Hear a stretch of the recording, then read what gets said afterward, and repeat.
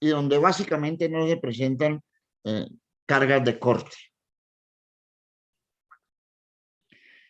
Esa es la diferencia entre junta y unión.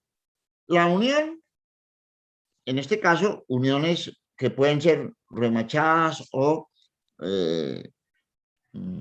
atornilladas, pues es lo mismo, unir dos elementos, soportar elementos, pero las cargas que están actuando sobre el sistema generan, además de tensión, generan cortantes. Lógico, tratamos de evitar el corte en lo posible, los elementos de corte en base de un apriete para que el rozamiento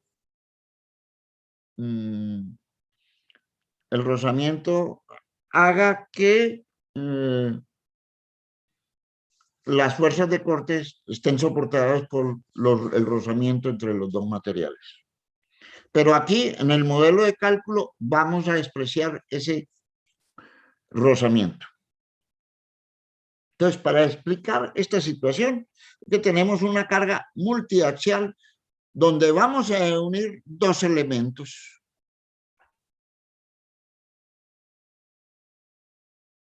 Que tienen diferentes espesores. Y entonces, nosotros, utilizando las normas sobre distancias, ubicamos tornillos del diámetro conveniente. ¿Y cuál es el diámetro conveniente? Pues depende de los espesores de los elementos que vamos a unir.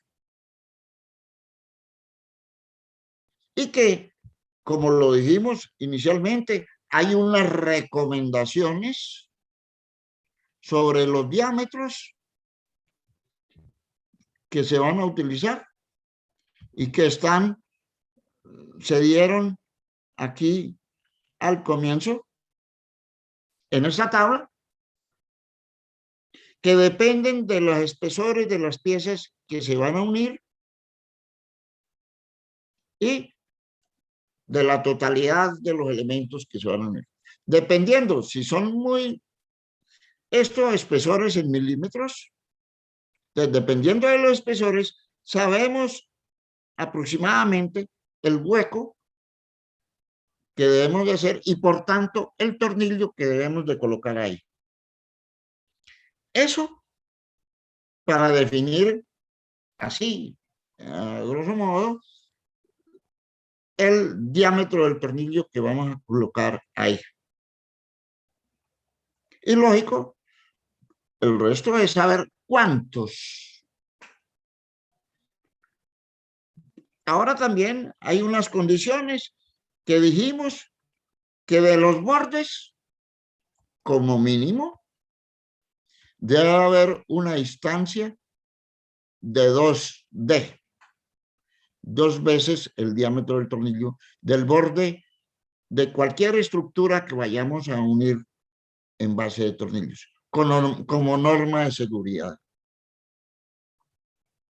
Y también hemos dicho que la distancia entre tornillos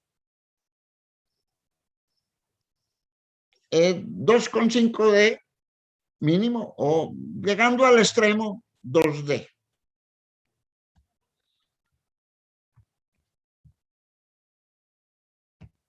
¿Para qué? Como ya lo habíamos explicado, para que como el estándar en la cabeza de los tornillos es de 1,5D, haya un espacio entre tornillos tal que yo pueda meter la copa de apriete o la herramienta o meter la llave respectiva. Por eso es el límite que en lo posible tiene que ser 2,5D, a la cual vamos a colocar los tornillos. Entonces, definimos varias cosas. Con las dimensiones que tenemos de las piezas a unir, yo defino un arreglo de tornillos y defino cuántos.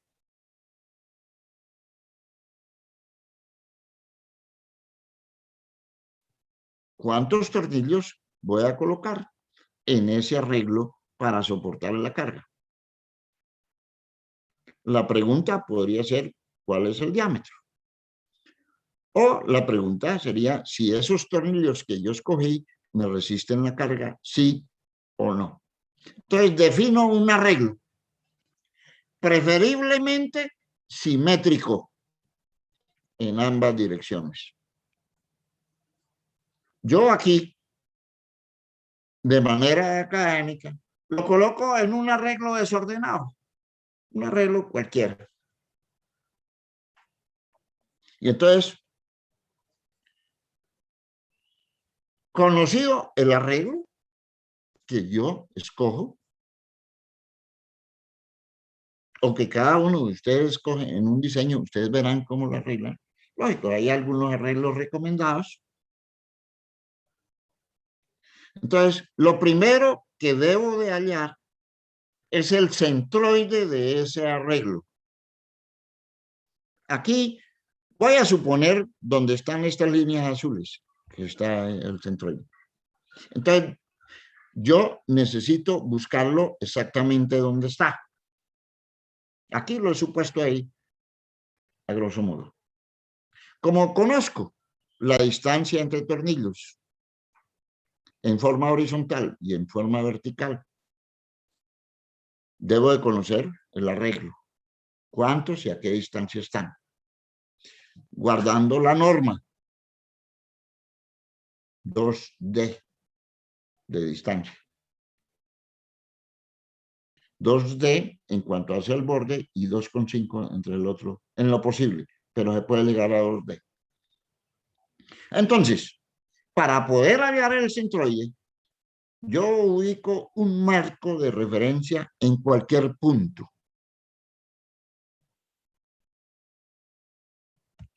Digo yo, diga, el diseñador ubica un marco de referencia en cualquier punto. Yo lo voy a ubicar en el extremo inferior izquierdo. Y aquí lo resalté, ese marco, donde está el eje XY y Z saliendo. Esa va a ser mi marco de referencia. Lo ubico en el extremo inferior izquierdo. Ahora, ustedes lo pueden ubicar donde quieran. Pero me parece que el mejor punto para hacer eso es el inferior izquierdo. Y entonces, ¿qué es lo que vamos a hacer?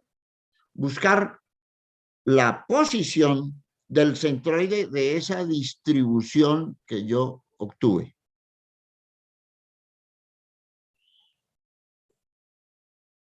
O sea, hallar el X trazo de este punto y el Y trazo de ese punto del centroide con respecto al origen del marco.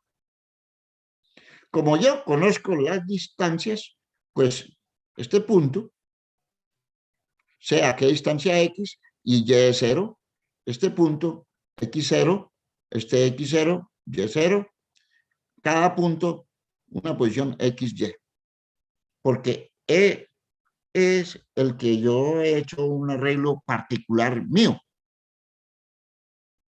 que les digo que preferiblemente debe ser simétrico. Entonces, este arreglo debe soportar una carga externa, que aquí la coloco tridimensional, que la coloco aquí para explicar el caso en esta dirección, pero puede ir en cualquier dirección. Yo debo de conocer la dirección, hacia dónde va, del análisis preliminar que tengo que hacer esto.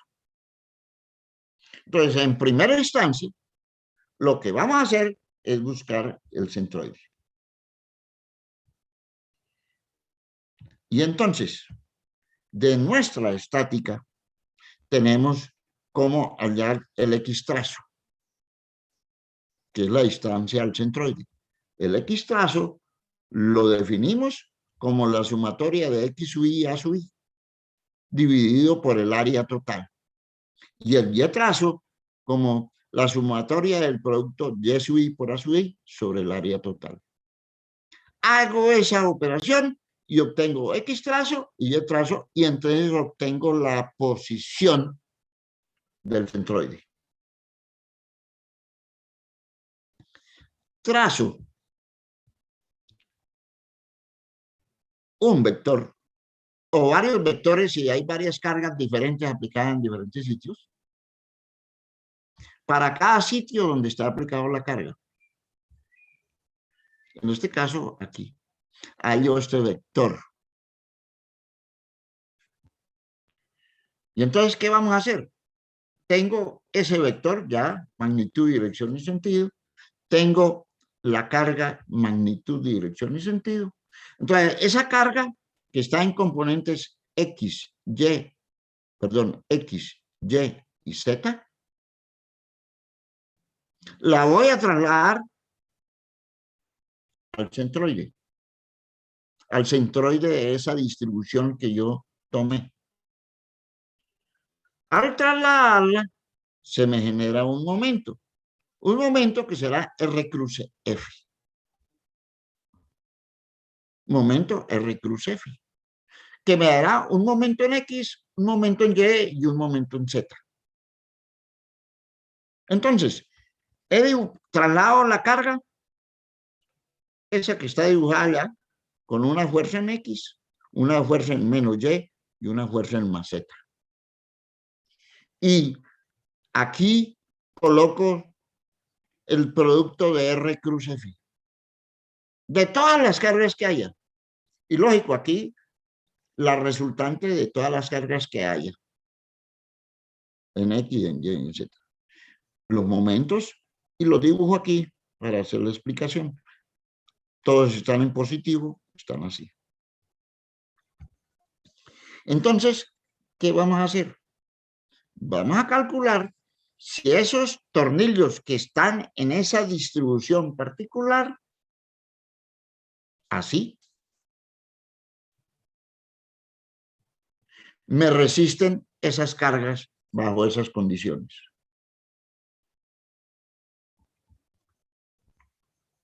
Entonces, veamos lo que ocurre.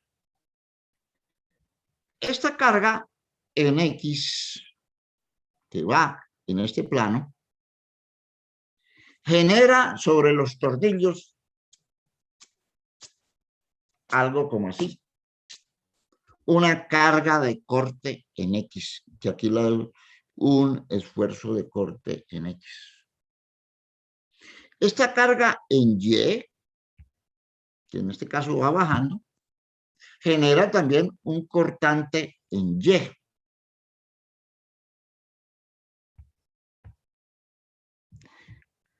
Esta carga que va saliendo, podría ser entrando, depende del problema, que va saliendo, genera una tensión en Y.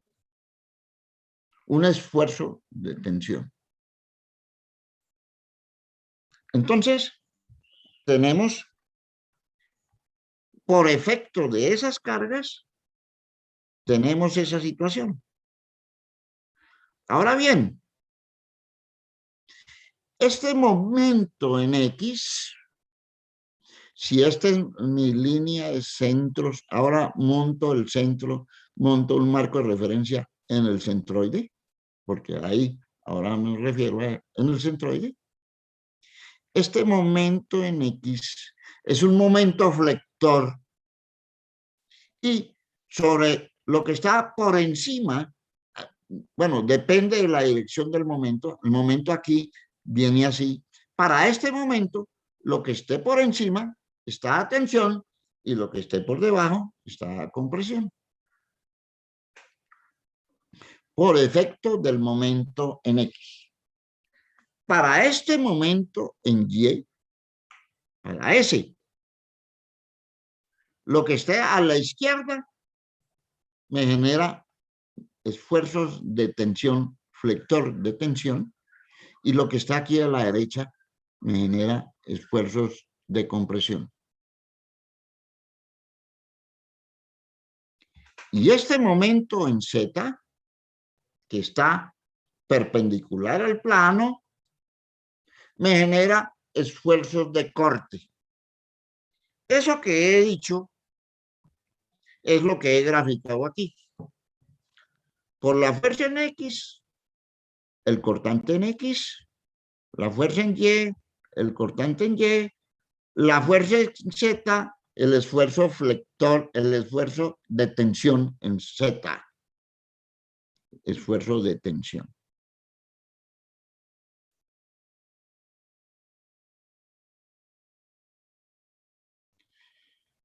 Por efecto del momento, un esfuerzo flector en X, en la parte de arriba es de tensión, porque están arriba, y en la parte de abajo está la compresión. Por efecto del momento en Y, que está dibujado, los de la izquierda me genera tensión, esfuerzo flector en Y, y lo que esté a la derecha me genera compresión, y por eso lo dibujo entrando. Y por eso aquí también lo dibujo entrando como consecuencia del momento flector en Y. Me queda el momento flector en Z, que me genera, como va así saliendo, me genera un cortante generado que va en todos así. Yo no analizo sino los puntos más alejados, ya que esos son los puntos críticos donde los esfuerzos van a ser más grandes y donde posiblemente uno de ellos sea el que vaya a fallar. Los más alejados.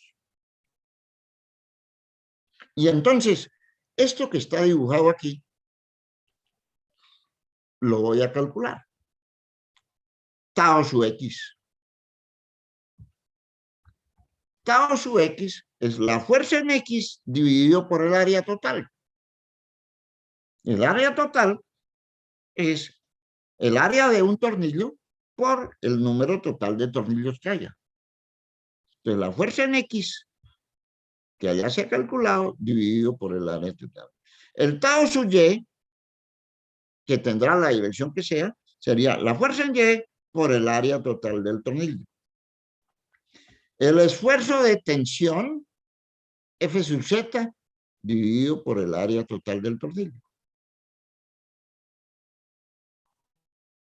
Hemos calculado así estos valores, este y este. O sea, para todos los tornillos son los mismos. Ahora, vamos a analizar el efecto de los momentos. El momento en X. Entonces voy a calcular para cada tornillo, calculo su momento. Es un momento flector.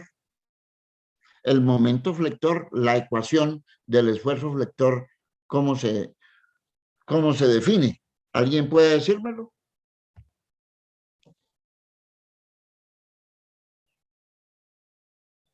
¿Cómo se define el esfuerzo flector?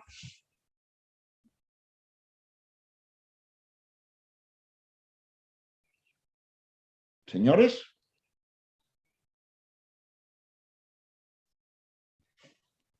El esfuerzo flector sería con el momento flector, que es la fuerza por la distancia del punto donde se le va a hacer el esfuerzo. Y ¿cuál Es sería la MC ecuación? sobre I, ¿no? Sobre I, sobre el momento de inercia. Sí, esfuerzo flector, el que sea, MC sobre I, siendo C la distancia al punto, desde el eje al punto de análisis. MC sobre I. Bueno, entonces, Cada punto de estos está a diferente distancia. Aquí estos cuatro los he colocado a la misma, pero pueden estar a diferente distancia. Aquí a una distancia, aquí a la otra, aquí a la otra. Este está a otra distancia, a otra, a otra, a otra y a otra. Los que estén, digamos, con la cola del dibujo, son a tensión. Los que estén a la punta donde llegue la flecha está a compresión. Entonces, MC sobre I. MC sobre IXX, porque es momento fractor alrededor del eje X.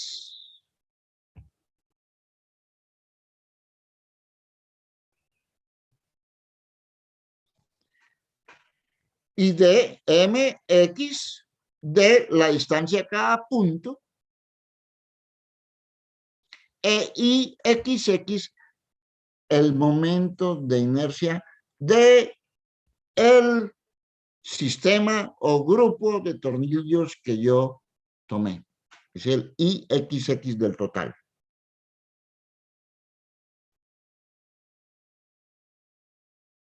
Y entonces, para poder calcular eso, pues yo necesito la distancia para trasladarlo aquí. Bueno, primero aquí el IXX de aquí y luego hallar el IXX total. Entonces vamos a hacer eso. En Y, MY sobre IYY.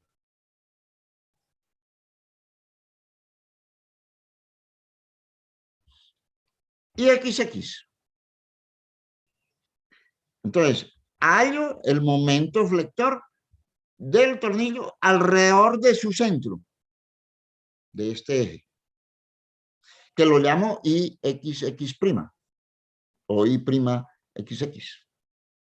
Que sabemos que para una sección circular, y el tornillo es una sección circular, es pi de a la cuarta sobre 64. Pero eso es con respecto al centro. Pero se necesita con respecto al centro de la distribución de tornillos, es decir, con respecto a este eje. Lo hemos hallado con respecto al centro de cada tornillo. Entonces, para hallar el de ese tornillo con respecto al centro de la distribución, utilizamos el teorema de Steiner, que sería I'XX más el área por la distancia al cuadrado, la distancia al eje. Teorema de Steiner. Eso lo hacemos para cada uno y lo sumamos, lo cual nos dará el IXX total. Eso es lo que me dice esta ecuación. ¿Entendido? ¿Entendido, señores? Este IXX es el que entra aquí en la ecuación.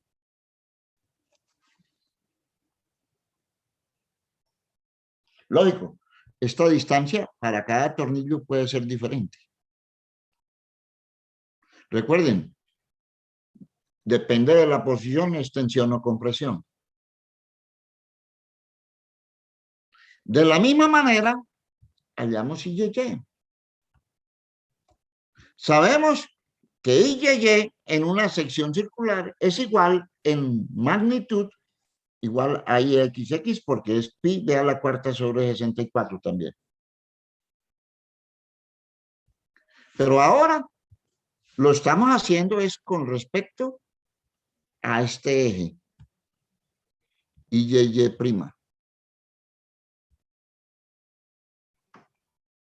con respecto a ese eje. Y lo vamos a trasladar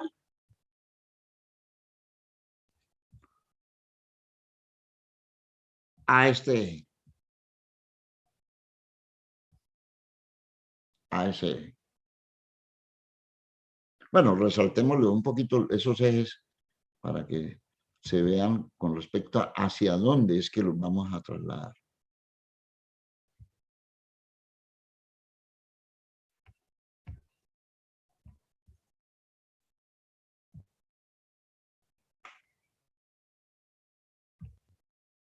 Con respecto a ese eje y con respecto a este eje.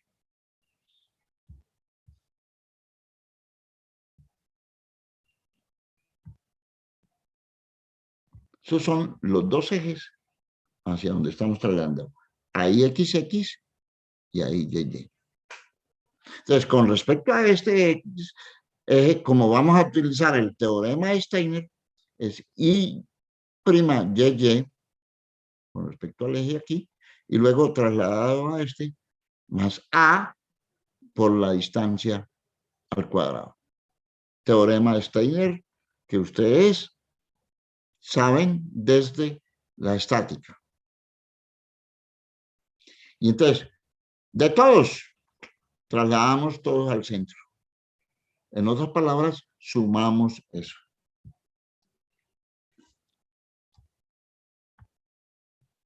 Y entonces obtenemos el IYY total. El IYY total que entra aquí en esta ecuación. Y entonces, para cada tornillo ubicado a una distancia Y del eje X, habrá un esfuerzo flector, ya sea de tensión o de compresión. Y para cada tornillo ubicado a una distancia de X del eje Y, habrá un esfuerzo flector por el momento en Y para cada tornillo.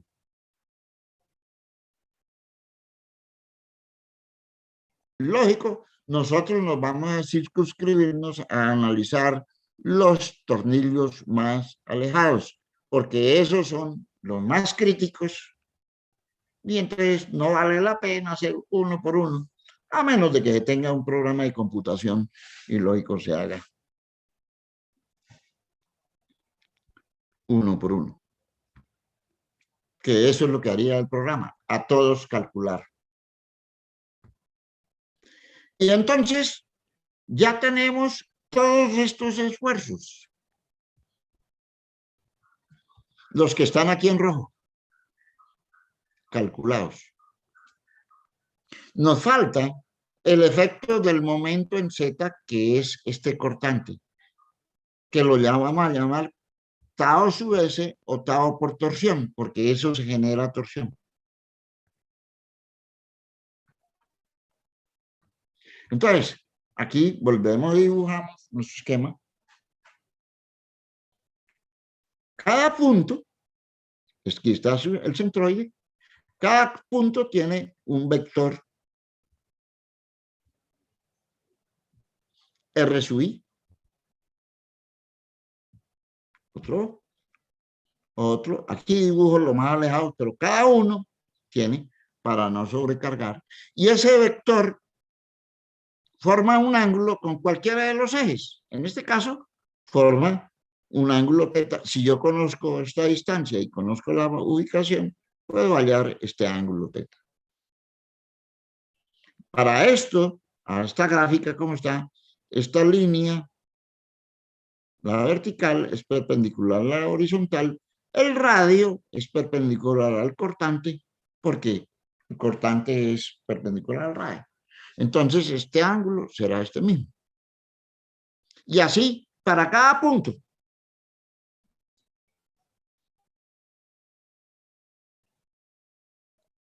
Y como he dicho, vamos a calcular para los puntos más alejados. Por eso es que aquí solamente dibujo los puntos más alejados.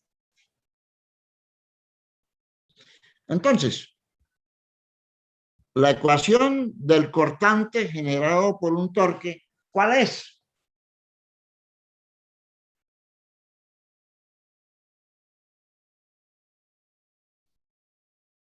¿Cuál es la ecuación que debemos utilizar?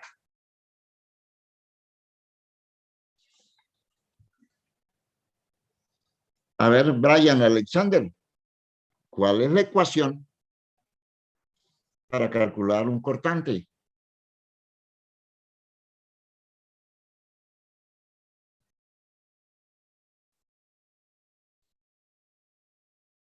Cristian José Martínez, ¿cuál es la ecuación?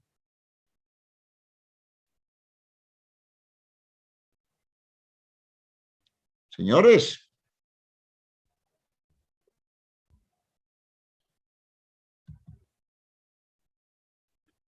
Felipe Velázquez, ¿cuál es la ecuación que debemos utilizar para calcular un esfuerzo cortante a partir de un momento de torsión?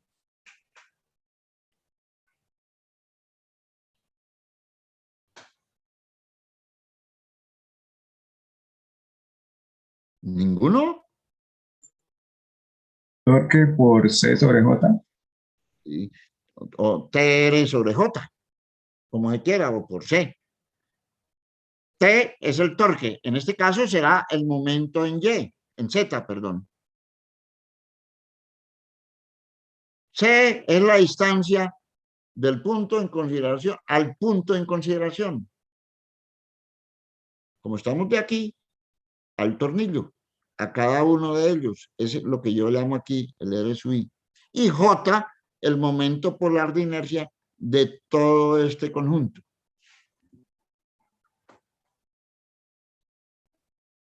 J o IZZ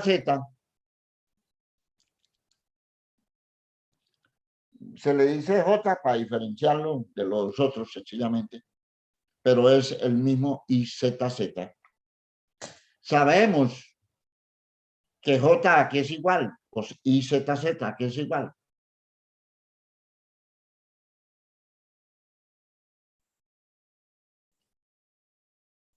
¿A qué es igual, señores? Y eso lo han trabajado mucho.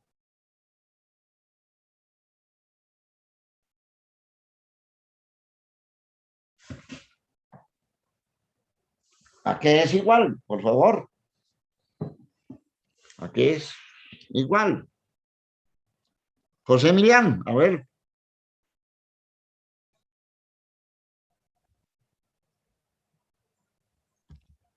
Silvia Meneses, a ver. Silvia, a ver si usted saca la cara. Profe, ¿me repite la pregunta? Es que no escuché. Sí. ¿A qué es igual J o IZZ?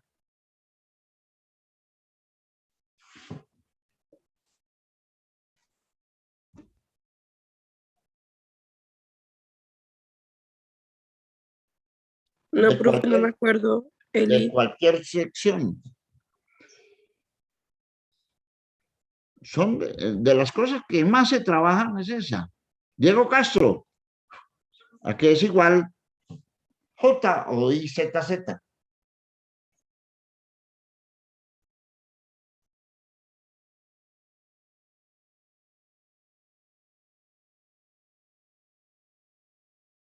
Por favor, por lo menos digan, no me acuerdo, pero eso se me olvidó. Ya, bueno, listo. Por lo menos sé que me están oyendo. Cristian José Martínez. Profe, para un círculo es pi medios por r a la 4. Sí, sí. Pero en términos generales, podemos decir que IZZ, que es el mismo que llamamos J, es igual a IXX más IYY. Eso lo aprendieron por allá en la estática. IXX más IYY. Entonces, como ya hemos calculado IXX y como ya hemos calculado IYY, pues calcular J no es ponernos a hacer uno por uno y luego trasladarlo allá. Pero también se puede calcular pi d a la cuarta sobre 32 o pi r a la cuarta sobre 2 y luego trasladar teorema Steiner de todos los puntos. Mucho más dispendioso que solamente sea, como ya tenemos IXX y YY, pues sencillamente es la suma de IXX más IYY. ¿Entendido? Entonces tenemos nuestra ecuación y para cada punto calculamos mz por r sub i, la distancia, dividido por el j. Como ustedes observan, el momento es el mismo. R sub i es diferente para cada punto. Y el j es el mismo para todos. Luego, el que esté a la mayor de distancia es el que tiene el mayor valor de tau sub z. Por eso, entre otras cosas, son los puntos más alejados los que nos interesan. Y entonces, ya tenemos todos estos valores, los rojos y los azules, calculados para los puntos, para todos los puntos y de manera particular para los puntos críticos.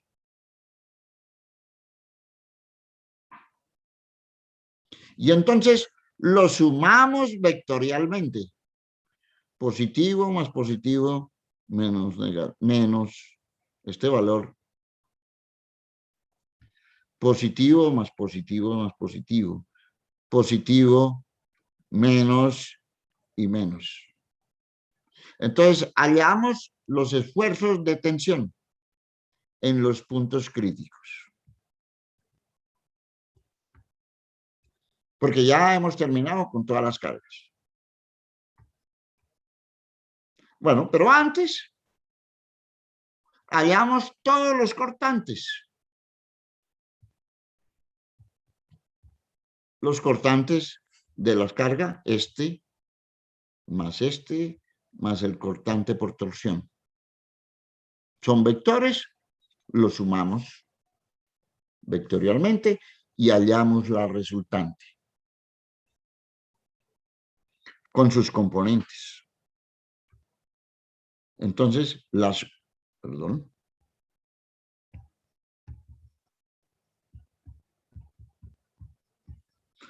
suma de todas esas componentes me dará un cortante resultante. Y eso es lo que hacemos aquí. Lo sumamos. Aquí está en la gráfica. Lo sumamos. Tal. Yo divido esto en componente X, Y. Lo sumo vectorialmente. Hallo el resultante y hallo la magnitud de ese resultante. Puro trabajo de álgebra vectorial. Eso no tiene matemática vectorial, no tiene nada que hacer. Entonces, obtengo la resultante del cortante. Por otro lado, obtengo la resultante de todos los esfuerzos en cada punto, en cada tornillo.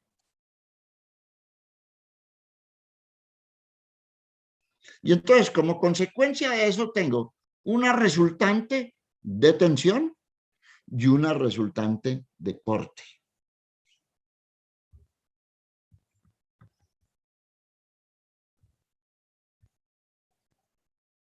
Resultante de corte. Y pues esto es lo que tenemos. En un punto, en un elemento diferencial, tenemos una resultante de los esfuerzos y una resultante del torque. Lo cual quiere decir que podemos aplicar la ecuación de Mohr, que la tenemos aquí. En este caso, en Y es 0. Pues la ecuación es 0, pues se simplifica. Esto es 0, esto es 0. Queda así. Hallo los esfuerzos principales. Y entonces puedo aplicar las teorías de falla para hallar un factor de seguridad. ¿Cuál? La que sea. ¿Cuáles son? A propósito, las teorías de falla. Diego Castro.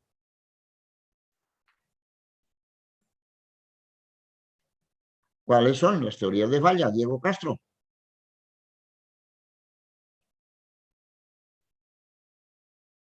Si está presente o... No, si está desaparecido, pues no puede hablar, ¿no? Está por allá. Uriel Olarte. Y ¿Cuáles profe, son? la falla sería la del esfuerzo, la de Moore y la de von Moises. Sí, von Mises. O Von máxima Mises. energía de distorsión. Esas son, pues hay muchas teorías, pero son las más principales aplicadas a materiales dúctiles.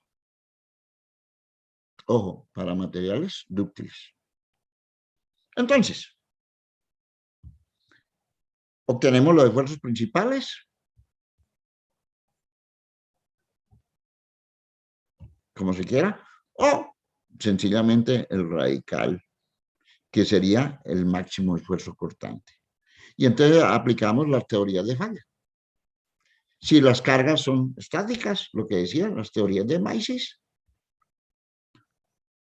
este es de energía de distorsión, que es la misma de Mises, aplicando el esfuerzo equivalente, la ecuación de esfuerzo equivalente, donde sigma 3 es 0,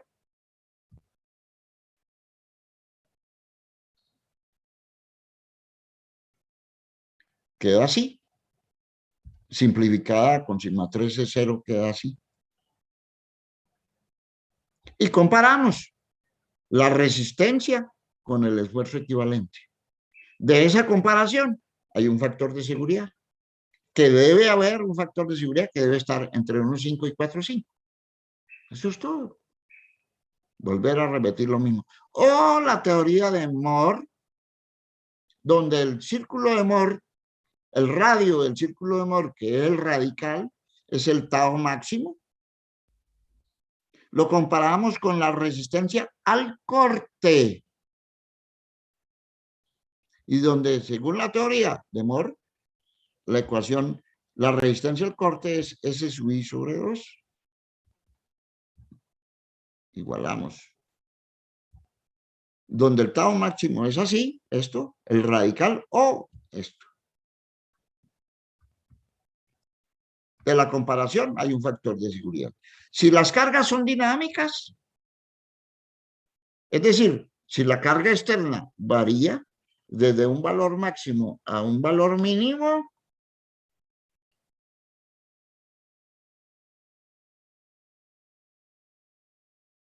con la carga máxima hacemos todo el proceso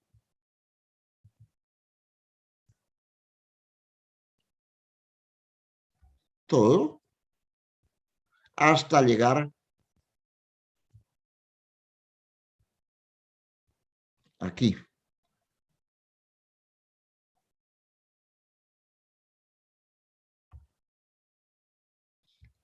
Con la carga máxima habrá un esfuerzo resultante máximo y un torque máximo. Y con la carga mínima, volvemos y calculamos con la carga mínima todo. Lógico, ya tenemos y X, y Z. Lo que cambia es el valor de la fuerza F. Tenemos los radios, son los mismos. Entonces, al cambiar R, cambia el momento, cambia el valor de la fuerza, porque es fuerza 1 máxima y fuerza 2 mínima, y entonces me da otro valor, un esfuerzo máximo y un esfuerzo mínimo, un tau máximo y un tau mínimo. Por tanto, puedo calcular con el esfuerzo máximo y el esfuerzo mínimo un esfuerzo medio y un esfuerzo alternativo. Y con el tau máximo, un tau mínimo, calculo un tau medio y un tau alternativo.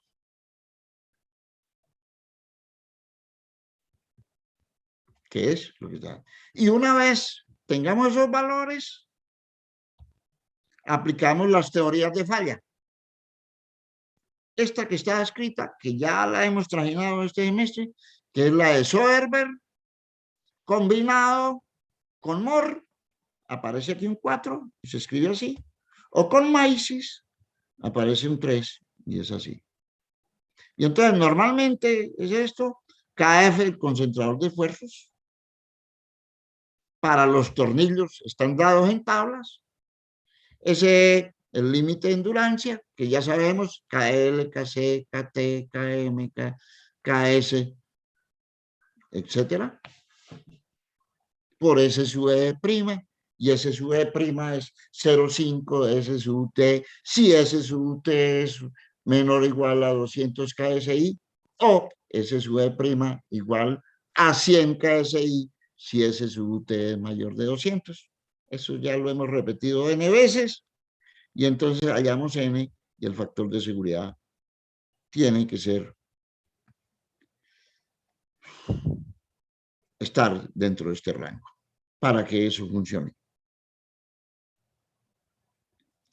Bueno, con esto terminamos la parte de juntas y vamos a entrar a hablar de soldaduras. Uniones no desmontables.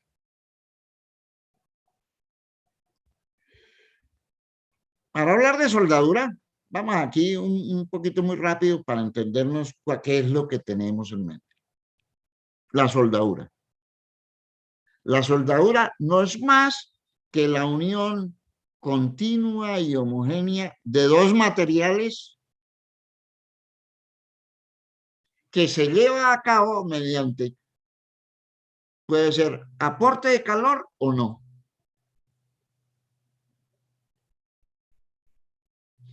Con material aportante o no. Aplicando esfuerzos mecánicos o no.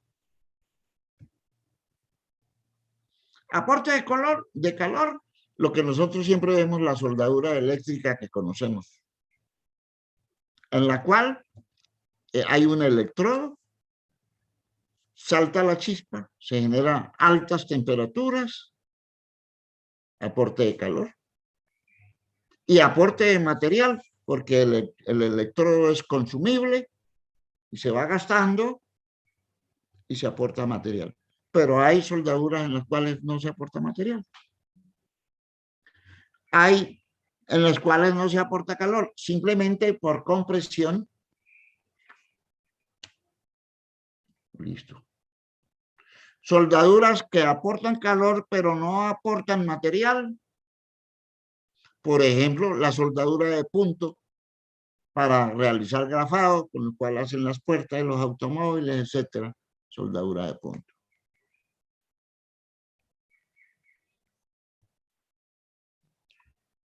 Unión continua de materiales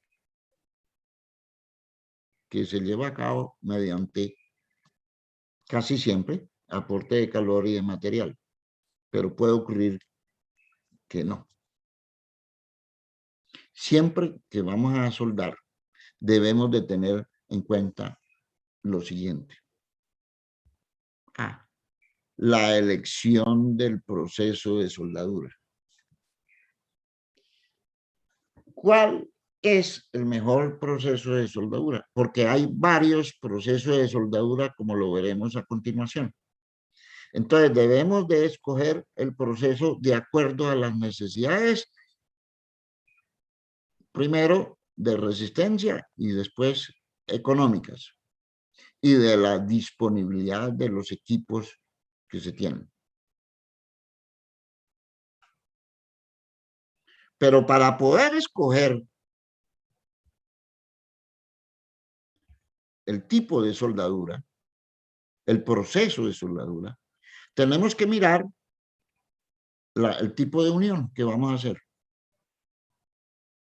Es decir, es a tope, así, frente a, o a traslape, o qué es lo que vamos a hacer ahí. ¿Y cuál va a ser su uso?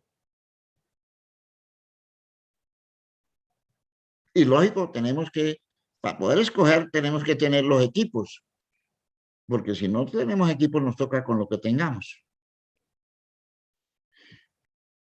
Pero para tener una buena soldadura, debemos de tener operarios calificados.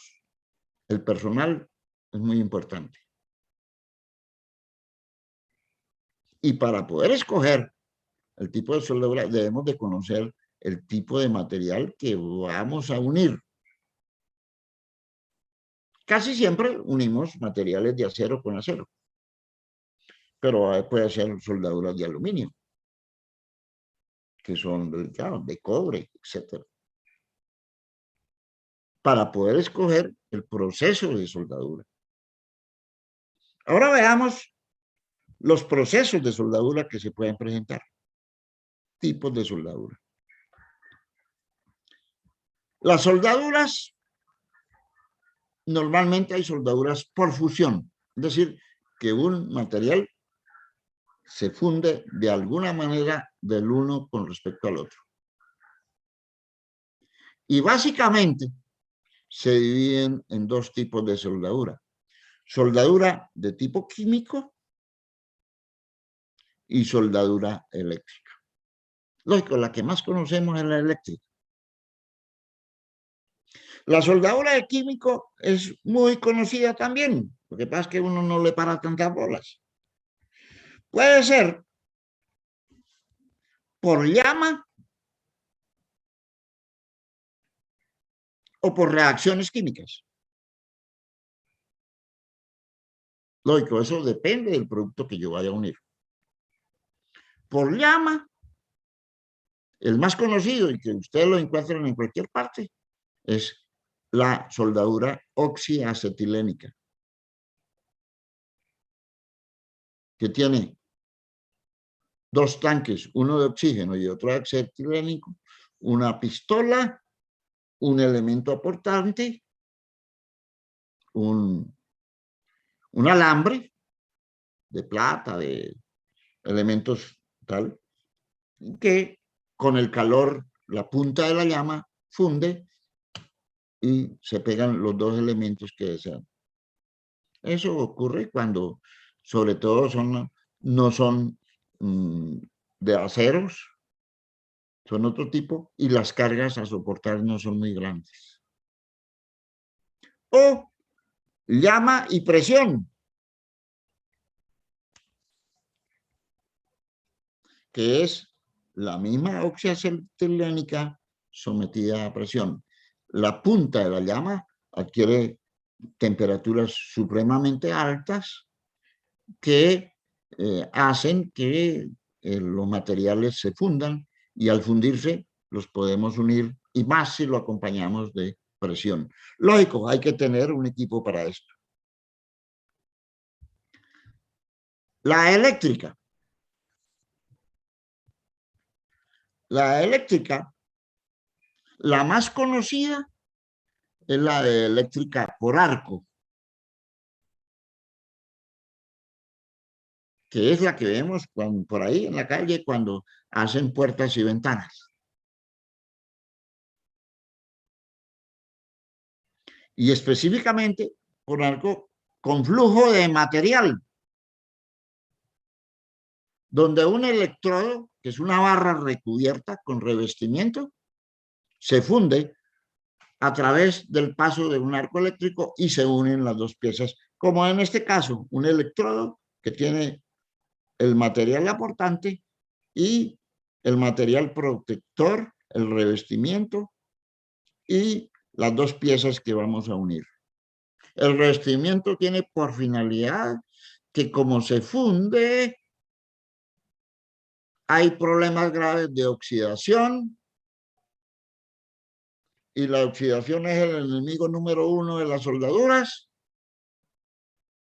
porque generan porosidades que son grietas que generan por ahí se va la soldadura.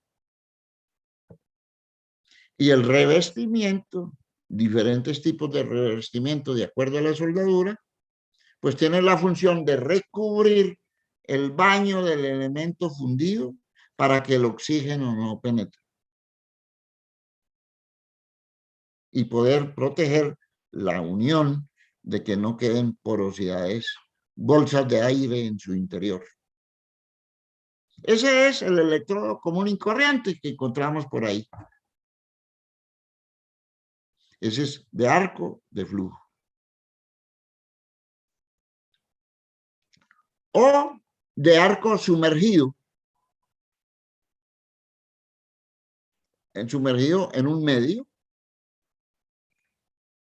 para precisamente evitar los problemas de oxidación.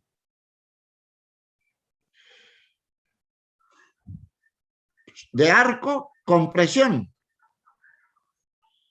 La soldadura de punta. la de la grafada.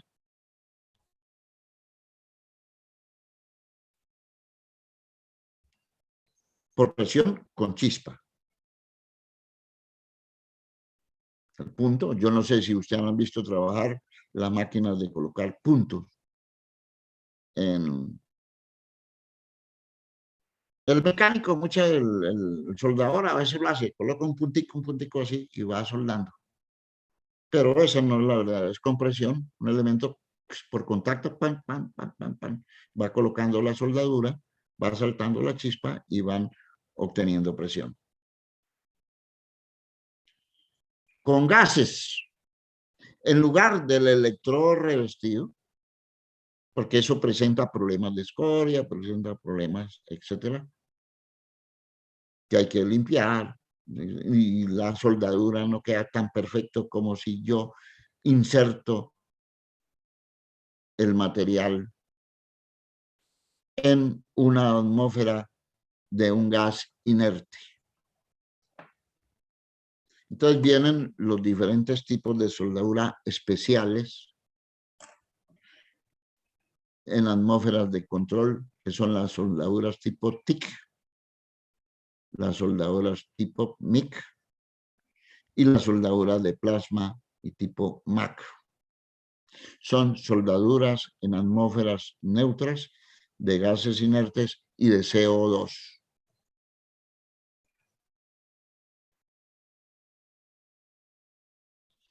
Cada una de ellas requiere equipos especiales y personal capacitado. Un soldador corriente no puede trabajar TIC ni MIC si no es especializado en el tipo de soldadura que se está echando.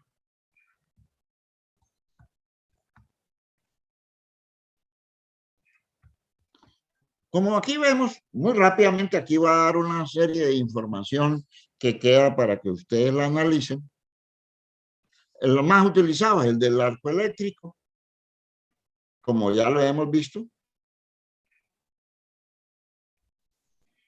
Es el salto de una chispa por diferencia de voltaje y amperaje, que eso lo hace el transformador del equipo y que dependiendo del diámetro del electrodo,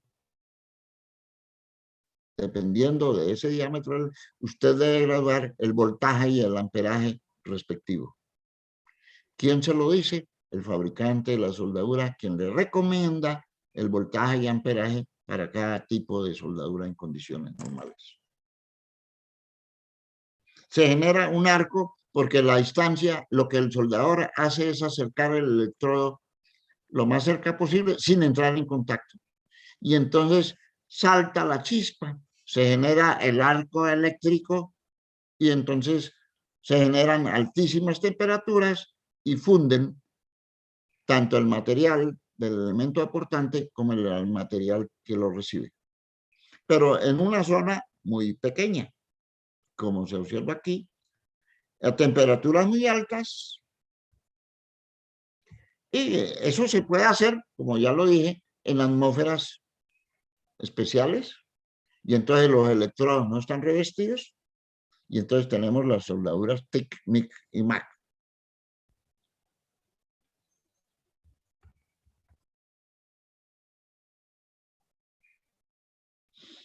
Bueno, esa es literatura, ahí se la dejo para que se la vean, la lean. Aquí un recuerdo histórico cuando aparecieron los primeros electrodos y de una y otra, ¿verdad? De gases de protección, dos grandes grupos de gases, los inertes y los activos, el CO2.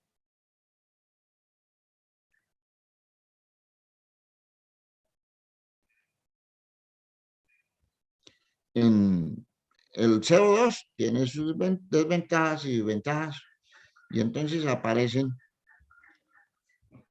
la patente TIC. La patente TIC es la de utilizar gases inertes con electrodo consumible. Es decir, que el electrodo también se va fundiendo. Y luego viene el MIC.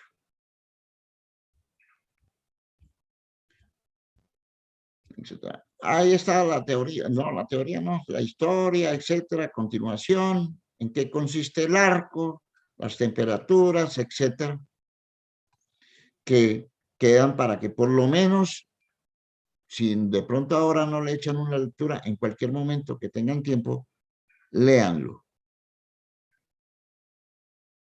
Cómo se producen las corrientes, la estabilización del arco, la protección del arco, etcétera.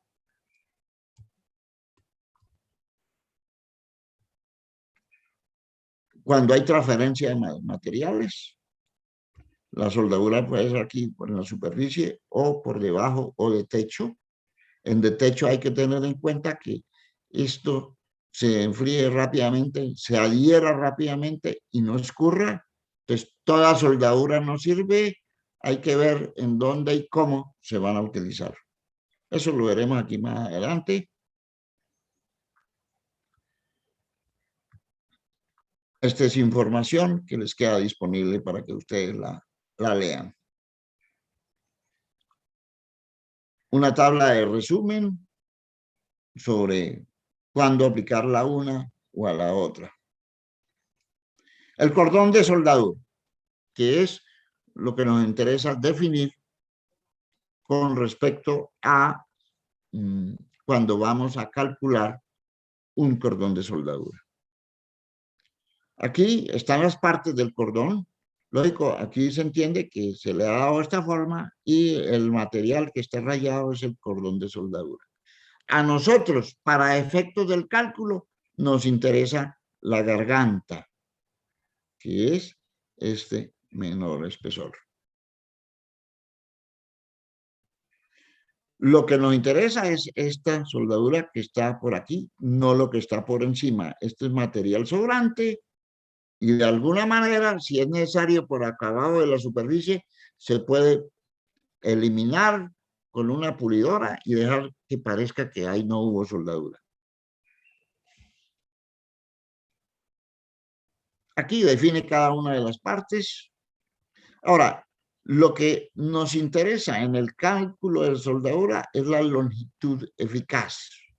Cuando unimos dos elementos, dos materiales, y yo lanzo un cordón de soldadura, al terminar la soldadura, pues ella no es corta así, sino que va disminuyendo su sección. Y entonces lo que nos interesa es la longitud eficaz y se recomienda como para el cálculo de la longitud eficaz. ¿A qué me refiero? Si esta es la longitud total, la longitud eficaz será esta longitud menos 2 veces A, siendo el A el ancho de la garganta de la soldadura. Y es con esa longitud, siendo A esta dimensión que tengo aquí, pero hasta este punto. Pero la marco hasta ahí con una línea roja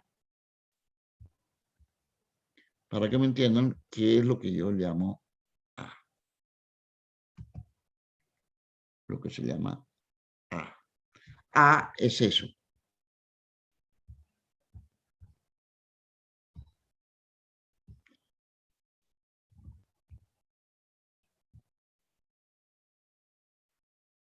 Eso es A.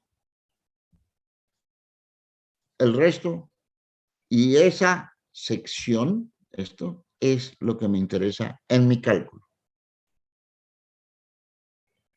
Como ustedes ven, observen aquí, se forma al trazar esta línea un triángulo que se considera equilátero, isósceles. Este lado es igual a este. Y esta línea, la de la garganta, es la bisectriz del ángulo. La bisectriz en un triángulo isósceles es a su vez mediana y mediatriz. ¿Saben de qué estoy hablando, no? ¿O no? ¿Qué es una mediana?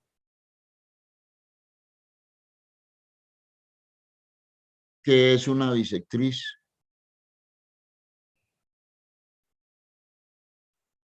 Son términos de la geometría que ustedes vieron en su bachillerato. Una bisectriz es la línea que divide a un ángulo en dos ángulos iguales. Eso es lo que se define como bisectriz. Una mediana es la línea que divide el lado opuesto en dos lados iguales. Y una mediatriz es aquella línea que es a su vez bisectriz y mediana. Una mediatriz es aquella línea que divide el ángulo en dos partes iguales y el lado opuesto en dos partes iguales, es decir, es perpendicular aquí al lado opuesto y lo divide en dos partes iguales. Son definiciones de la geometría. ¿Queda claro las definiciones? Bueno, espero que no se les olvide, porque de nada sirve que yo diga una mediana, una bisectriz o una mediatriz si ustedes no saben qué es eso. Recuerden que lo que primero que hablamos en el semestre era la decodificación. Es el entender, el interpretar el código con el cual estamos hablando o nos estamos comunicando. Toda comunicación tiene un código. La comunicación del computador tiene el código binario. La comunicación de nosotros en este momento tiene el código del alfabeto del idioma español. Porque si estuviéramos, por decir algo, en Rusia, tendríamos que hablar en el código del idioma cirílico.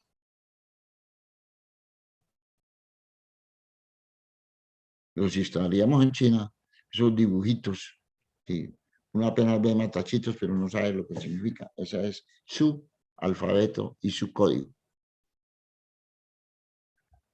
En el idioma, ahora me olvido cómo es que se llama ese idioma. Entonces, las soldaduras, dependiendo de cómo los elementos que se vayan a unir, se clasifican soldaduras de tope, de ángulo, otra lápiz. Con respecto a la posición del cordón de soldadura, puede ser frontal, lateral, oblicuo. Cordón plano, cordón horizontal, cordón vertical, cordón de techo, cuando se echa por debajo del elemento, que es una soldadura bastante compleja y solamente lo hacen los operarios que son bien calificados. Entonces aquí tenemos figuras que nos aclaran eso. Soldadura a tope, así. Zona tope, en ángulo, en solape o traslape,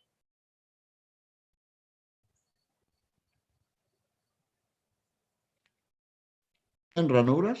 Es decir, esto es la vista superior de esta soldadura. Se le está echando a todo alrededor. En una ranura interior. Ahí. Respecto al esfuerzo, atención. En forma frontal, lateral u oblicuo. Aquí, soldadura de techo, vertical, horizontal, plana. Horizontal en ángulo.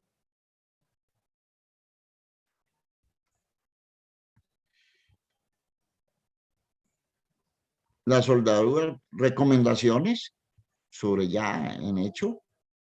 La soldadura debe ser continua, con plena penetración. Debe arreglarse donde se va a echar. Debe conseguir penetración completa.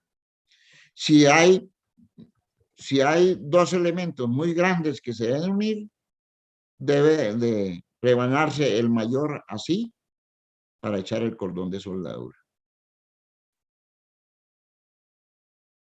Para que se observe cómo es que es la cosa. En ángulo. Entonces, en ángulo, esto es A. Se forma aquí el triángulo. Aquí hay dos materiales de diferente espesor. Entonces, para efectos de cálculo, consideramos el valor de A igual al del menor espesor. Y todavía, como medida de seguridad, 1 o 2 milímetros menos que el espesor inferior. Y entonces se considera así, a pesar de que la soldadura venga aquí. Entonces recuerde, 1 o 2 milímetros en el cálculo con respecto al menor espesor. Y en el lateral, la longitud total disminuido en 2A, siendo A la garganta. Aquí vuelve y habla de la longitud eficaz.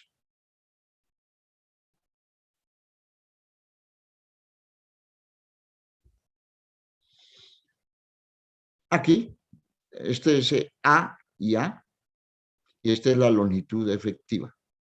Lo que le estoy diciendo es que en este borde y en este borde, pues la soldadura no está bien pareja y entonces se desprecia esos términos. Aquí, los valores máximos y mínimos de la garganta para algunos espesores son recomendaciones.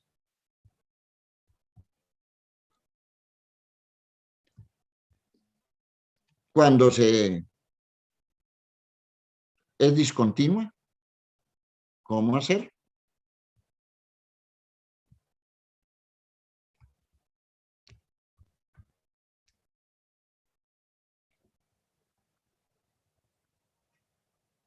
El orden, esto es para los soldadores, el orden, cómo se echa el cordón. 1, 2, 3, 4, y luego por el otro lado. Aquí, dependiendo del espesor. Lógico, esto es un espesor pequeño y este sí es un espesor grande. Cuando toca echar múltiples cordones. Recomendaciones sobre la soldadura. Cuando se va soldando, cuando es más de 1000 milímetros o 1 metro, es hacerlo de para allá, luego de para acá, así. En este orden, 1, 2, 3, 4, 5, por secciones. O así, o así.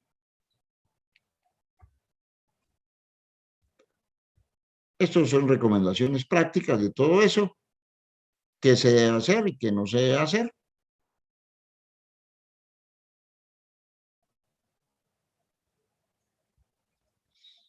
Cómo se debe soldar, las posiciones. Esto es para que lo lean.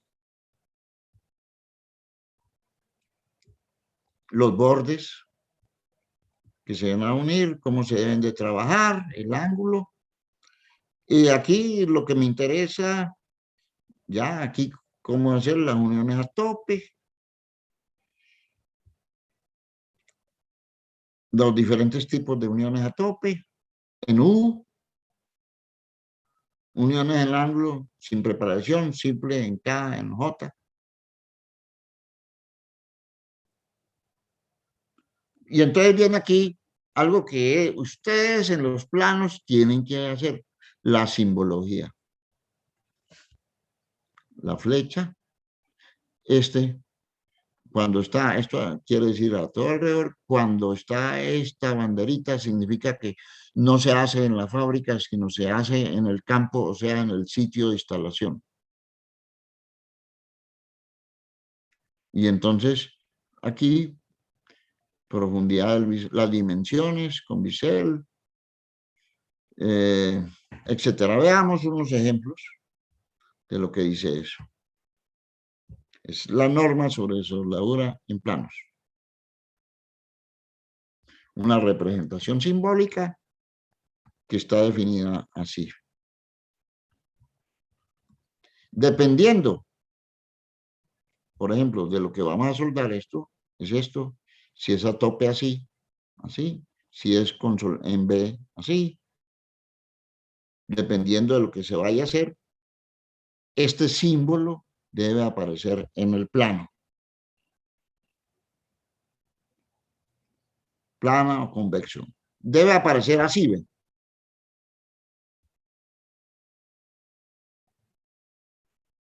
Planos paralelos soldados. O debe aparecer así, si a este se le hace esto. O debe aparecer así, donde se le ha hecho chaflán a ambos extremos. O debe aparecer así, a uno solo extremo.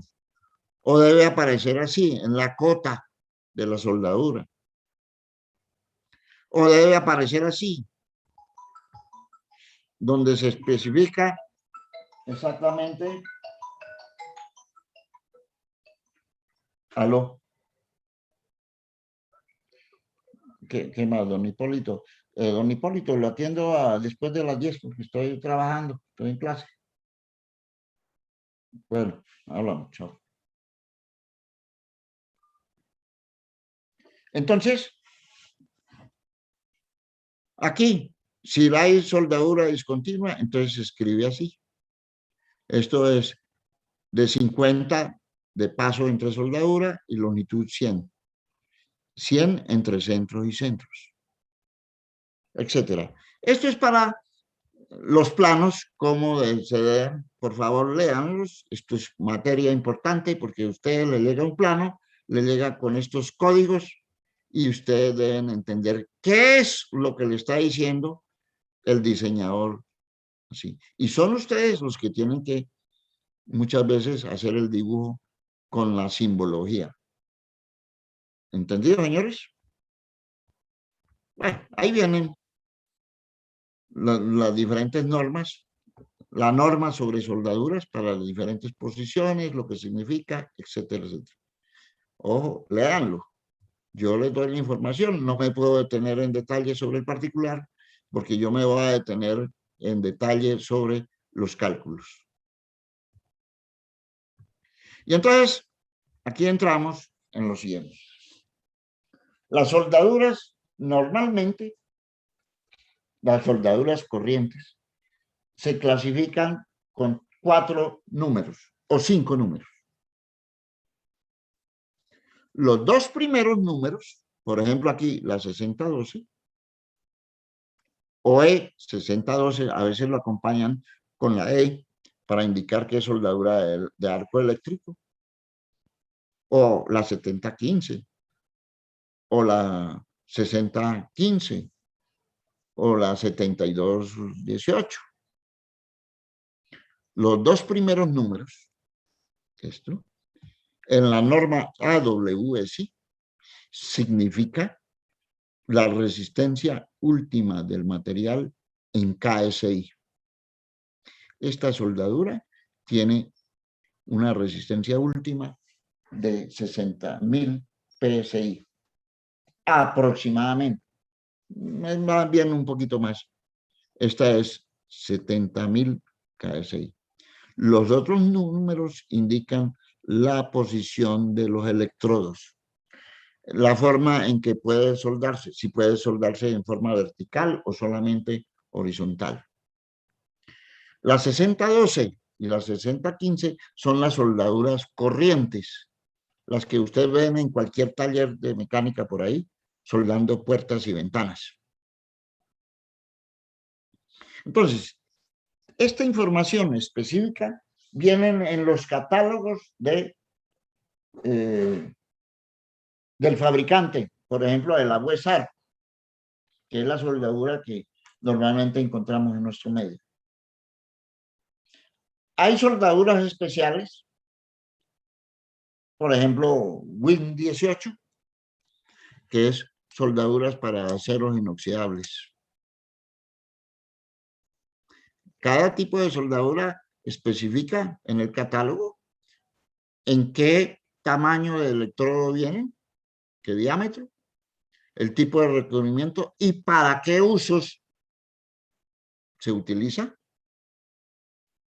Y también para qué posiciones se puede soldar, porque hay soldaduras y además nos indican el voltaje y el amperaje en el cual el soldador debe graduar su transformador para que en el porta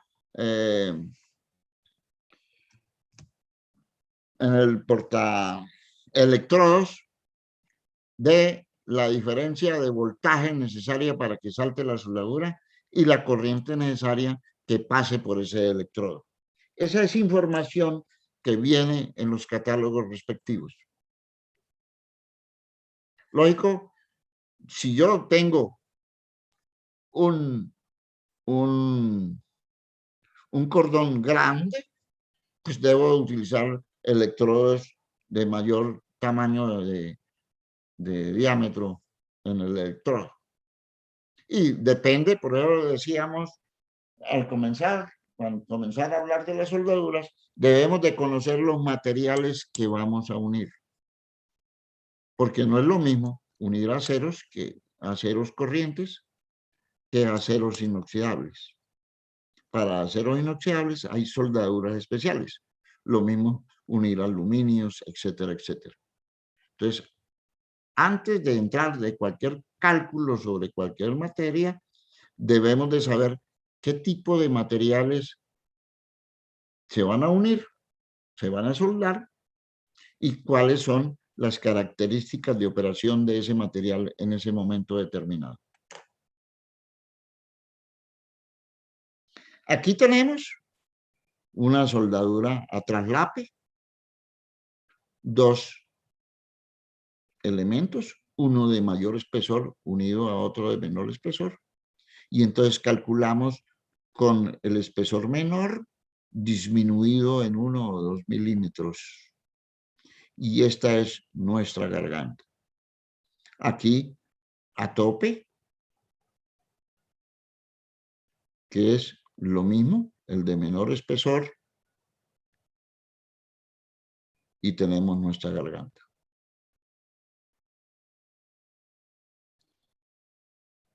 Esta soldadura, lógico, se extiende una longitud L. Que recordemos que el L debe ser el L efectivo, no el L total. Porque el L efectivo es el L total disminuido en 2A. O algunas normas me dicen unos 2 milímetros, 1, 2 milímetros. Perdón. Entonces, si ya conocemos cuánto vale esto, tenemos nuestro triángulo isósceles y tenemos nuestra bisectriz, porque esto vale 90 grados. Y por tanto, la bisectriz aquí nos divide en 45 grados, dos ángulos de 45.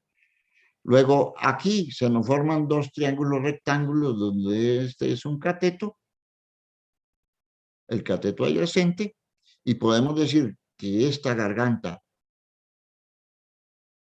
es el lado por coseno de 45. Y el coseno de 45 es 0,77. O raíz de 2 sobre 2, que es lo mismo que decir 0,77. Entonces, de esta manera conocemos aquí, por la longitud efectiva, conocemos el área resistente. Entonces, si tenemos a tope así, una soldadura, observen la simbología, que es la de esta, con la garganta aquí esto, el H de la garganta será este. Y L. Entonces, la fuerza o PF o P, yo lo escribí aquí P,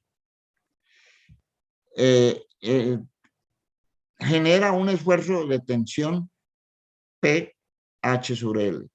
Los esfuerzos que se generan tienen que ser menores que los admisibles para los tipos de soldadura. La American Welding, la AWS,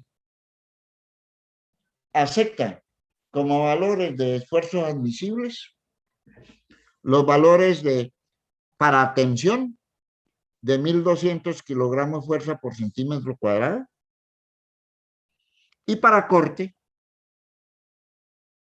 para compresión 1200 kilogramos fuerza por centímetro cuadrado, para tensión 1100 kilogramos fuerza por centímetro cuadrado y para corte 900 kilogramos fuerza por centímetro cuadrado. Eso es la American Welding, la Sociedad Americana de Soldadoras. La norma europea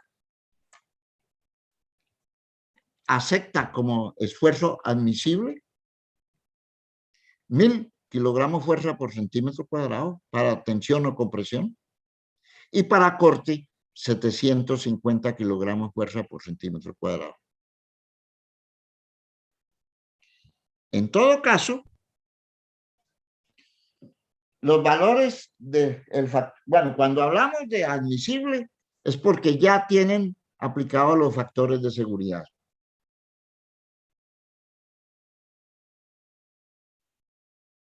En todo caso, los factores de seguridad, si no utilizamos las normas de la American Welding o la norma de la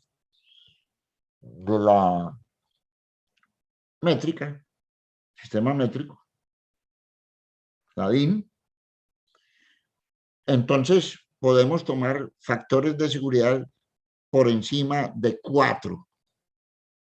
Por encima de 4, 5, 6, 7.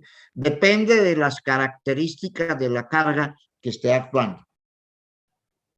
En general, las soldaduras son más bien malosas para cargas de fatiga. Entonces, siempre que tengamos cargas de fatiga, factores de seguridad altos.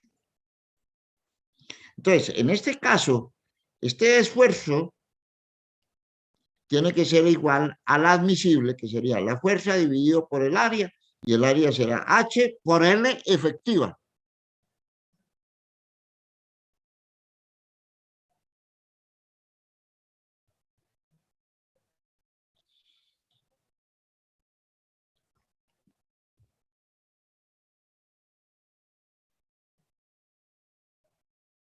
Entonces, debemos de tener ese cuidado. Para junta a tope. Para junta a corte, pues será, depende de cómo se le eche la soldadura, será el esfuerzo, la carga de corte dividido por el área de corte. El área de corte será el ancho de la garganta H por la longitud del cordón. Fíjense que aquí, ojo la simbología, vea cómo está la simbología de la soldadura. Lo que me está diciendo es todo alrededor. Vean. Y sencillamente aquí, sin preparación, simplemente encima del cordón, en paralelo.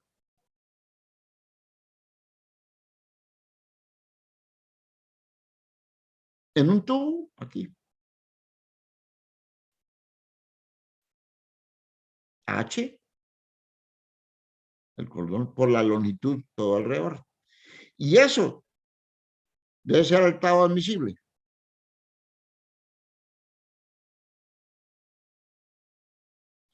Y el tau admisible, pues, el de la norma. O sencillamente el esfuerzo del material de la soldadura dividido por el factor de seguridad.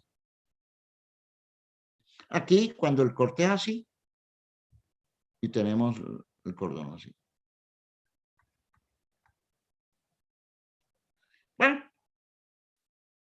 esto, aquí, esto es tomado, lo traje de un libro, pero sencillamente el esfuerzo es MC sobre I. Tenemos esto y tenemos esto. tau, la fuerza dividido por el área de corte. Esta ecuación es sencillamente esto que está aquí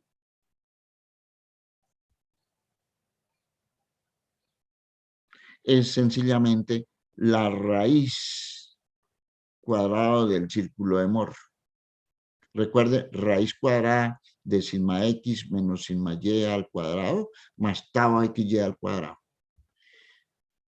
Sigma x, sigma y es 0. Aquí llama W el cociente de I sobre C. Este se pasa, esto es lo que llama W aquí el autor. Y este es la fuerza, aquí la maté, H sobre L. Esto no es más que el radio de esto que está aquí, es el tau máximo. El cortante máximo. Y lo comparamos con el cortante admisible, que en la norma AWS es 900 kilogramos fuerza por centímetro cuadrado y su equivalente en otras unidades, y en la norma europea 750. Eso no es más. Esto es lo mismo, el desarrollo de eso que está ahí.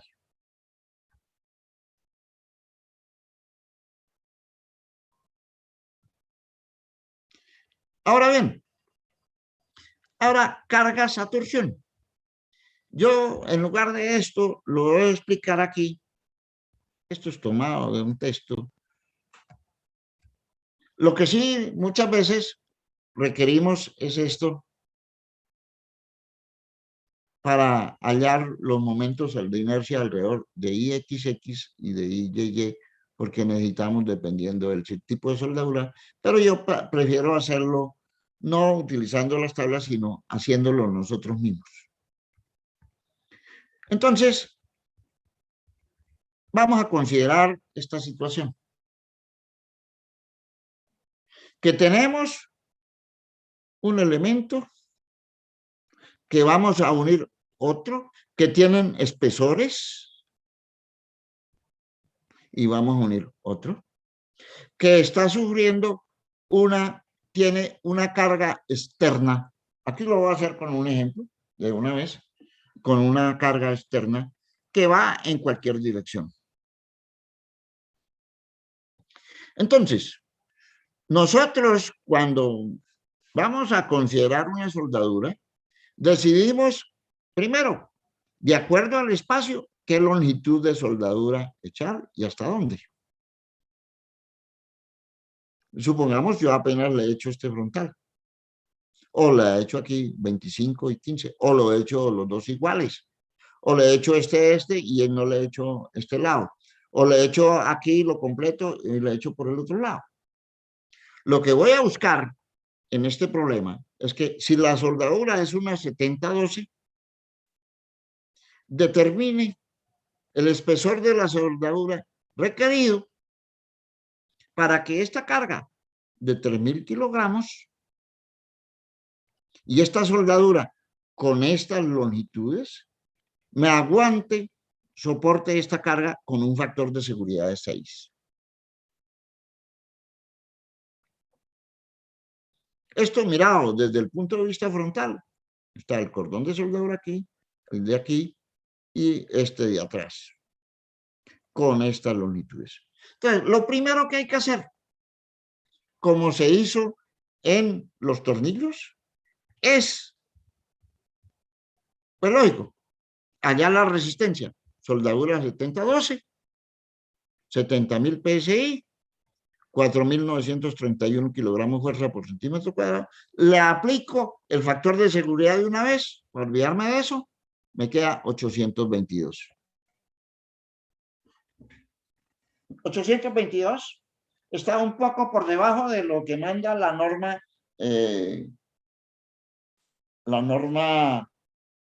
métrica, y más por debajo de lo que manda la norma AWS, pero eso es lo que me mandan un problema.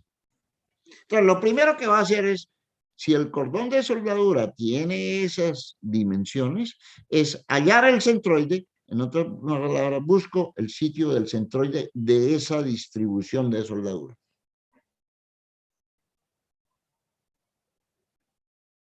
Que tenemos nuestra ecuación de la estática, la sumatoria de X sub I por A sub I sobre A sub I, que como toda la soldadura tiene el mismo espesor, la misma garganta, el factor común es la garganta aquí arriba y aquí abajo, el ancho de la soldadura. Por tanto, esa ecuación la podemos escribir así, al considerar que toda la soldadura tiene el mismo espesor. Y entonces, ubico lo mismo que hicimos en los tornillos, nuestro cordón de soldadura, nuestro marco de referencia en un sitio donde queramos. Yo prefiero, por conveniencia y por facilidad, en el inferior izquierdo. El sitio inferior izquierdo donde esté la soldadura. Y entonces me ubico aquí. Entonces, con respecto a ese punto, yo conozco los centroides de cada uno de los cordones. Este cordón, la mitad, está aquí. Este cordón, el centroide está aquí. Este cordón, el cordón se encuentra acá.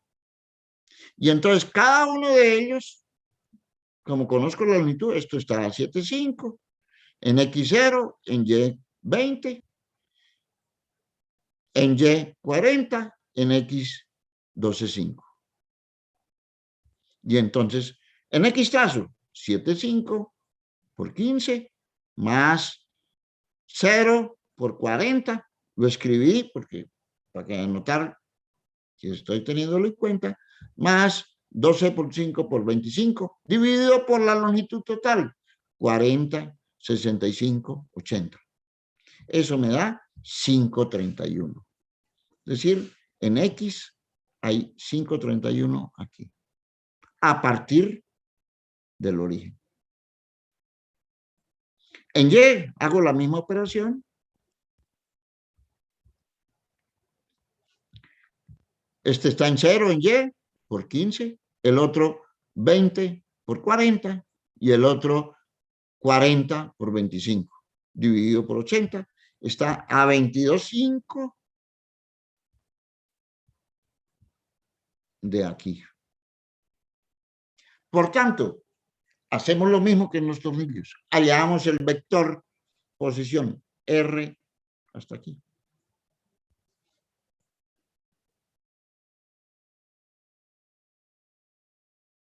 Como conozco en este problema 180 más 10, 190 más 25, 215 menos 531,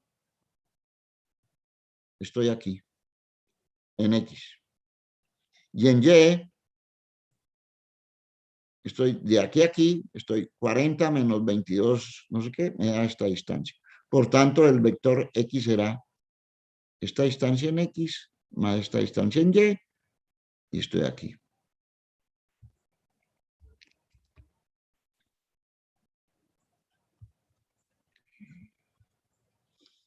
$209 y 17,5. Hallo R. Ahora, pero aquí, para la fuerza, me dan la magnitud. Una de las dos cosas, o me entregan los cosenos directores, o sé la proporción en que van en las diferentes direcciones. Aquí se entrega la proporción. Mientras baja 3, se avanza en Z6 y se avanza en X8. Entonces, eso quiere decir que aquí hay un vector que tiene la misma dirección bajo estas condiciones. Entonces hallo el vector unitario de ese vector que está implícito ahí. El vector unitario sería la componente dividido por la magnitud de ese vector. Entonces, la magnitud es la raíz cuadrada de la componente en X, perdón, la raíz cuadrada de la componente en X al cuadrado, más la de Y al cuadrado, más la de la Z en cuadrado, y esa me da la magnitud de ese vector. 10.44. Ahora, F como vector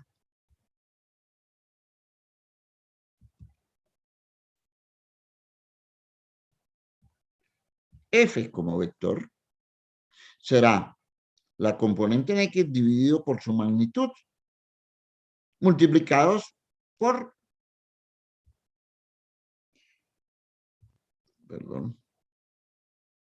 por 300 kilogramos. Y me da la componente en ese. La del otro, 3 dividido por la magnitud, multiplicado por 300. La del otro con su signo. Con su signo, ¿por qué? Porque es bajando, signo menos. En Z positivo, más 6 dividido por 1044 por 300, me da en K. Hago las operaciones, me da el vector F en sus componentes. Hago el producto, el momento, R cruz F. ¿Qué es lo que vamos a hacer? Lo mismo que hicimos en los tornillos.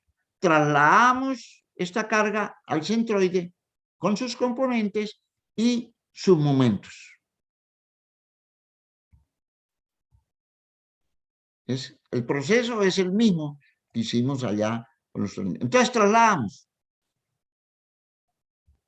Hemos hecho el producto cruz, trasladamos la carga, 229 menos 86 más 172. Esta carga en rojo.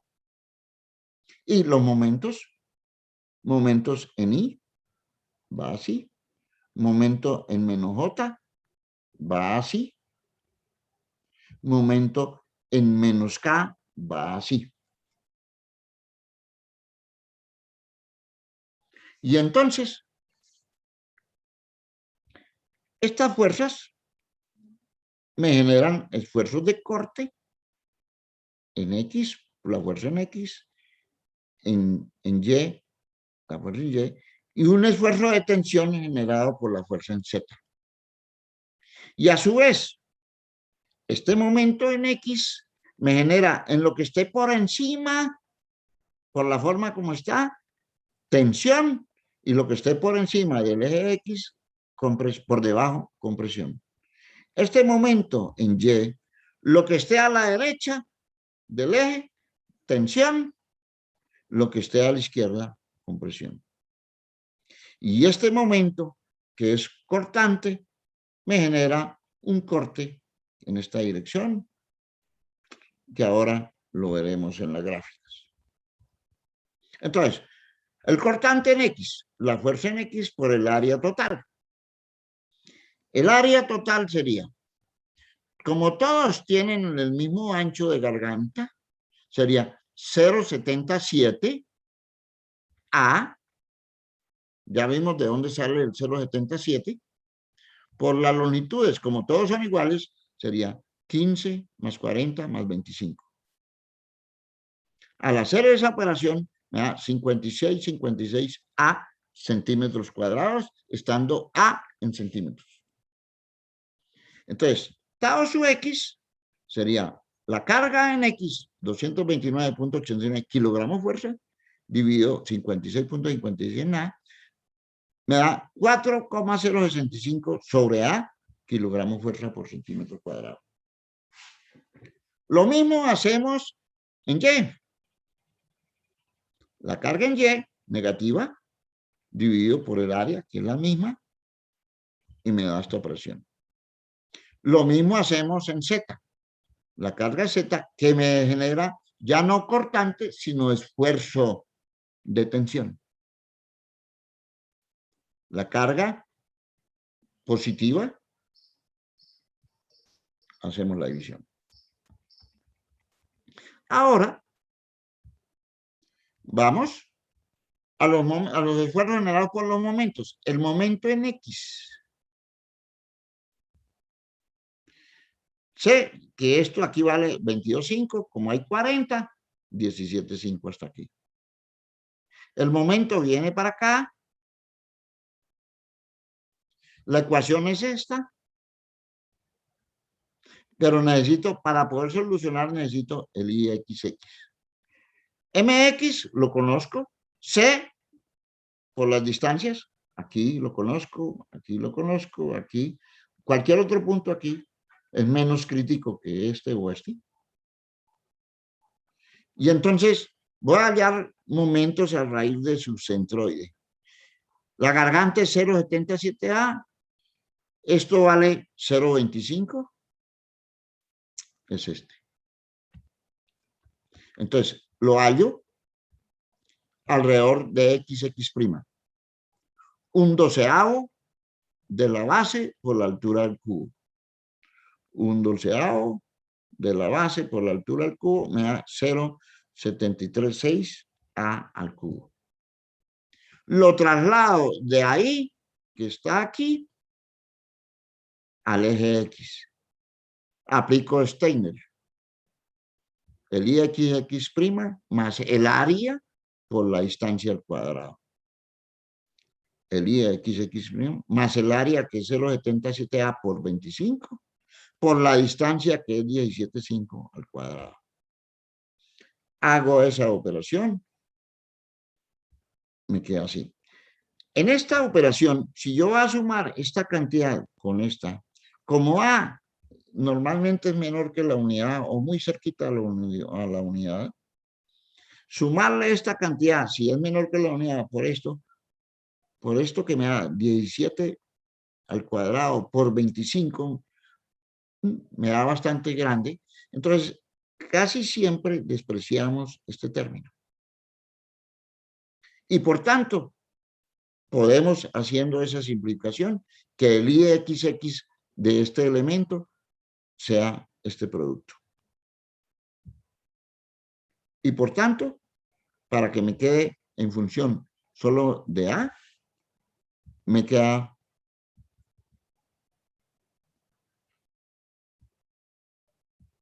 bueno, IXX, no sé.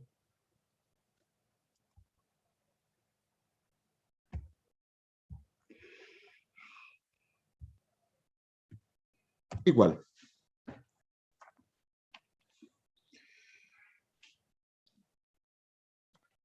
.77 por 25 por 17.5 al cuadrado. .77 por 25 por 17.5 al cuadrado igual. Me da 5.412,97. 5.412,97 A. En las unidades, centímetros a la cuarta.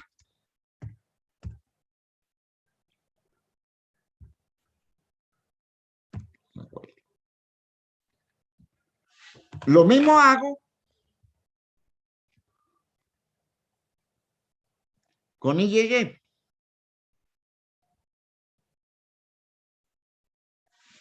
Entonces, IY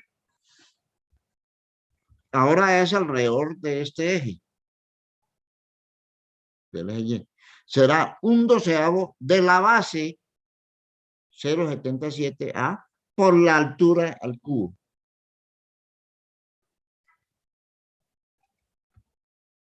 Un doceavo de la base por, perdón,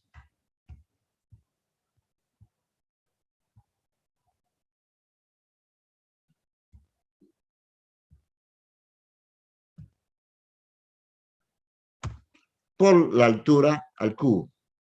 De la base por la altura al cubo. Y aplico Steiner. Para eso necesito saber la distancia que hay de este centroide aquí. Como esto es 12,5 Y aquí hay 5 puntos.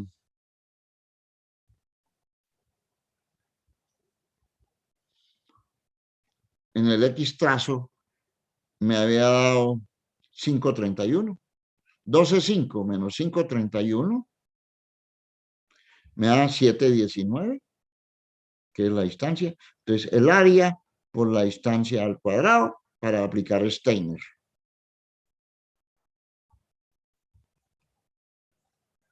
.077 por 25 por la distancia al cuadrado me da 1847,42 A. Ahora voy a 2,3. Hallo IXX con respecto a este sería 1/12 de la base por la altura al cubo y luego traslado de aquí a acá.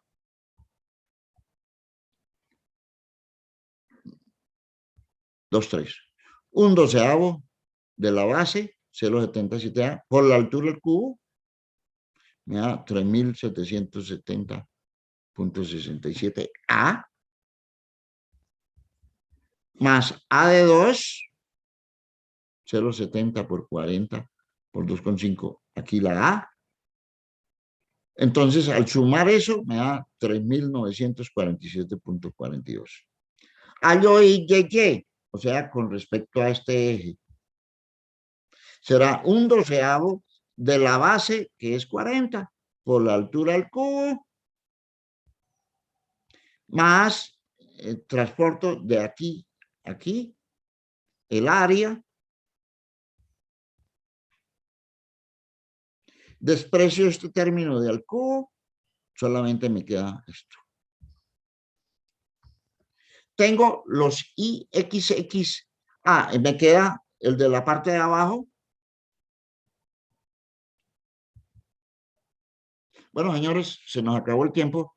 La próxima semana continuamos con la clase, terminamos el problema y haremos otros. Muchas gracias por su atención. Feliz fin de semana. Recordemos que el parcial es el martes, 9:30. Bueno, feliz día.